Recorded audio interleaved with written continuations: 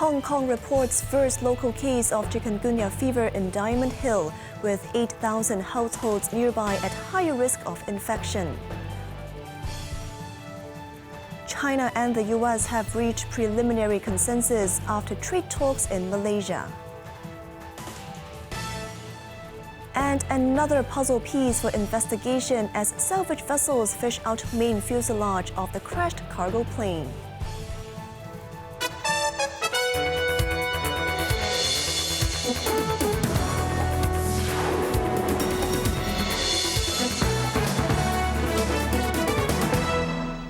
Good evening, you're watching Cable News. I'm Cheryl Yun. An 82-year-old woman living in Diamond Hill has been identified as the city's first locally acquired case of chikungunya fever, a mosquito-borne disease. Health officials warn that more cases could emerge in the neighborhood. Quinton Yang has more. The patient, who resides in Fung Tak Estate, is currently in stable condition at Kwang Wah Hospital. She reportedly contracted the virus without any recent travel, thus excluding the possibility of an imported case, according to the Center for Health Protection. Meanwhile, her daily routine of morning walks, grocery shopping, and picking up kids from school kept her within her housing estate, now considered the place of origin.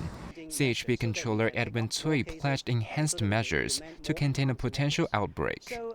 In the coming few days and about 1 to 2 weeks, all our colleagues in different departments will enhance our work on the vector surveillance, vector control, including the lockdown of the adult mosquito and also the reduction of breeding site for the larvae.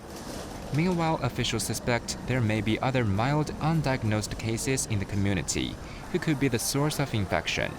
Given the limited flight range of the mosquitoes, Tsui stated that a 200-meter radius around the patient's residence has been designated to trace other undetected cases.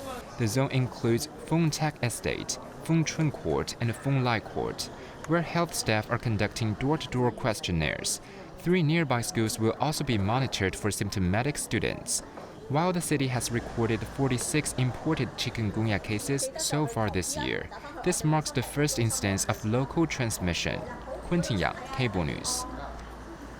China and the United States reached preliminary consensus in their latest trade talks in Malaysia, paving the way for a positive leaders summit planned in South Korea. U.S. Treasury Secretary Scott Bessent said the meeting could yield deferral of China's rare earths restrictions and substantial Chinese purchases of U.S. soybeans. Jamie Liu reports. The initial consensus came after 2 days of meeting in Kuala Lumpur, joined by Vice Premier He Lifeng and senior trade negotiator Li Chenggang. Speaking to reporters after the talks, Li said the two sides had candid, in-depth and constructive discussions on trade truce extension, fentanyl, export controls, agricultural trade and U.S. port fees. Both sides reached a basic consensus on arrangements to address each side's concerns and agreed to further refine the details. Vice Premier He said the two countries' trade relations are mutually beneficial and that they should jointly implement the consensus reached. The U.S. delegation headed by Bessent and Trade Representative Jamieson Greer said they also talked about TikTok and rare earths. Bessent said the talks would set the stage for the upcoming Leaders Summit in South Korea in a very positive framework, and Greer expected it to be productive. Bessent believed Beijing is ready to make a deal and that the South Korea meeting will be able to discuss a deferral of China's rare earth restrictions, substantial Chinese purchases of American soybeans, and ways to get the U.S. fentanyl crisis under control. He said U.S. President Donald Trump and President Xi Jinping will make the final decisions. Jamie Liu, Cable News. Back to Hong Kong, 1 week into the tragic crash of a freighter plane at the airport, salvage crews successfully lifted the main fuselage from the waters this afternoon, which experts said is critical for investigation. The significant breakthrough saw the entire wreckage with its landing gear fully exposed and visible damage to its wings and underside hoisted out of the water by the 2 salvage vessels aided by Guangzhou Salvage Bureau. By late afternoon, the plane was slowly transferred onto the semi-submersible barge Chongren 1500 for storage. The operation, involving about 80 professionals since Thursday, has already retrieved key components, including a patrol vehicle believed to have been struck during the crash, which killed 2 staff members, as well as the 2 black boxes, both of which have been sent for analysis, with a report expected within a month. Meanwhile, the investigation into the Turkish crew continues. Police have confirmed that all 4 members tested negative for alcohol and drugs. As the disciplinary probe over the government water procurement saga commenced, Treasury Chief Christopher Hui stressed the government can still investigate retired staff. While no signs of scheming have been found between officials and the supplier in question, Hui said law enforcement will step in if anything criminal comes up. Jamie Liu reports. Further details came to light in Audit Commission's review into the procurement staff's handling of false documents from the supplier. It found the Government Logistics Department came across fraud signals but failed to alert the higher Central Tender Board that gave the final approval. Speaking to reporters, the Secretary for Financial Services and the Treasury said procurement officials may see themselves as facilitators, encouraging more bidders, but they must also uphold their important role as gatekeepers of public funds. An ongoing disciplinary probe will look into around 10 officials, but question remains whether retired logistic head Carson Chen is included. Hui stressed the government has mechanism to look into retired or former staff, adding that employment status will not affect the investigation. He noted that if the disciplinary probe uncovers criminal activity, the government will pass the new findings to law enforcement. Jamie Liu, Cable News. The government's carer hotline has received almost 120,000 calls and referred over 2,200 cases to social welfare units for follow-up since its launch in 2023. The Social Welfare Department's carer hotline 182-183, which operates round the clock, provides consultation, counseling and help matching respite services. People in need can also get transportation subsidies to better utilize respite services. As of September this year, the hotline has taken more than 119,000 calls and referred over 2,200 cases to relevant social welfare units for follow-up. Many service users who participate in these programs have expressed that respite services truly provide carers with a break, and they now understand that these services are not only for emergencies. The department also rolled out the first phase of the Carer Support Data Platform, initially linking its data with the Hospital Authority and the Housing Authority. As of September, it had received hospital admission alerts for 885 high-risk carer cases from the Hospital Authority. 2 were confirmed to need emergency support. Separately, the Housing Authority and care teams have visited over 10,000 high-risk elderly and carer households and have referred more than 640 cases to social welfare service units.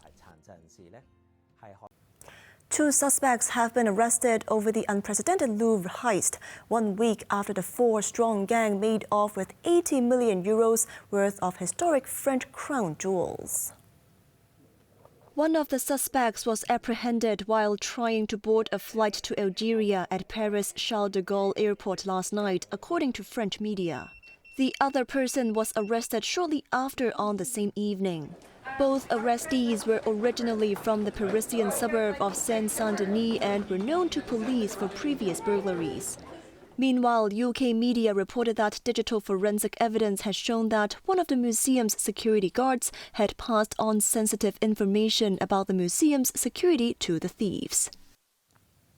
What started as a televised advertisement from Ontario criticizing United States tariffs has escalated into a full-blown trade flare-up between the U.S. and Canada, as U.S. President Donald Trump was upset the ad had not yet been taken down, calling it a hostile act and threatening to hike tariffs on Canadian goods by an additional 10%. Bess Leung reports. Trump took to Truth Social, calling Ontario's ad a fraud and accusing Canada of using former U.S. President Ronald Reagan's words to misrepresent his trade policies. The Canadian ad, purchased by the Government of Ontario and broadcast on major U.S. television networks, featured clips from Reagan's anti-tariff speech in 1987, in which he railed against tariffs. The ad quoted Reagan, who said tariffs hurt every American worker and consumer and were triggering fierce trade wars. Trump called the ad a serious misrepresentation of the facts and a hostile act, and therefore decided to impose an extra 10% tariff on Canadian imports on top of existing rates that already sit around 35% for most imports. The post came after he said last week he was terminating trade talks with Canada, though the White House did not say when the new tariff would kick in. Canada remained the only G7 nation that has yet to reach a trade deal with the U.S. In Ottawa, Canadian Prime Minister Mark Carney decided to pause the U.S. ad campaign on Monday after speaking with Ontario Premier Doug Ford so that trade talks can resume. Bess Leung, Cable News. A fragile U.S.-brokered ceasefire in Gaza is already under strain. Despite the truce, Israel has launched fresh strikes in the territory, citing imminent threat from a suspected militant. Meanwhile, unexploded bombs continue to claim victims in the war-torn zone, including young children. Quinton Yang has the story. Israeli forces confirmed carrying out a drone strike in central Gaza on Saturday, targeting a suspected Palestinian Islamic Jihad member. They claimed planning an imminent attack on Israeli troops. The strike hit a car in the El Nusrat refugee camp, injuring 4 people. While it came amid a tentative truce that has held since October 10th, the area is excluded from protection, as it lies outside current Israeli control per the ceasefire deal. The incident pushed the Palestinian casualties since the ceasefire began to 93 killed and 324 injured, according to Gaza health officials. Despite the escalation, U.S. President Donald Trump insisted the deal he brokered ensures lasting peace, warning that Hamas would face a very big problem if the ceasefire fails. I think it'll hold, yeah. Oh, it's good. Do they believe it will? Well, if it doesn't hold, if it does hold, that would be Hamas. But they gave us their word on something, so I think it's going to. And if it doesn't, then they'll have a very, very big problem. Meanwhile, as Palestinians kept on returning to the devastated urban areas, their lives are threatened by unexploded ordnance. Last Friday, a couple of 6-year-old twins suffered life-threatening injuries when a bomb they found while playing exploded. Although the twins are now stable after emergency surgery, their doctor worries about recovery due to Gaza's crippling lack of medicine and supplies. They are among at least 5 children wounded by such bombs in the past week, local officials said. Quinton Yang, Cable News. On to the weather now, mainly cloudy, sunny intervals during the day. The temperatures will range between 23 and 27 degrees, 1 or 2 light rain patches later. Now let's take a look at the weather around the world.